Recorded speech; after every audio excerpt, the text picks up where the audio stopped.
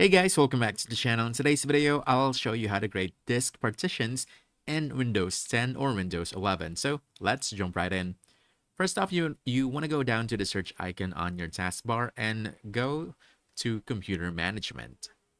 Once you do, this window will pop up. Now from here, you want to go to Disk Management. And on this part, this is where you can actually see all the drives connected to your computer. Now, what you want to do here is you want to find a drive you want to partition. Most of the time, this will be your C drive, just like mine here.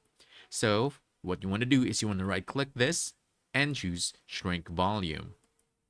Then wait for this to finish.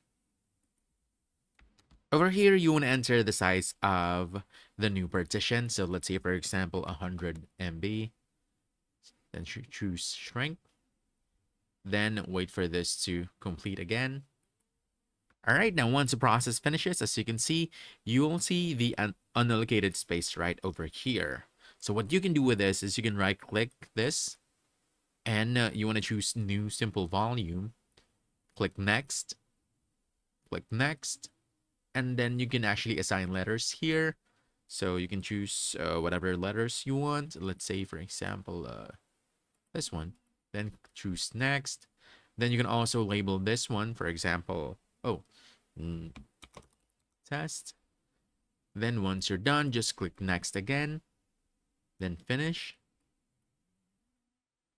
And that's about it. As you can see, I now have a new partition right over here, which is A.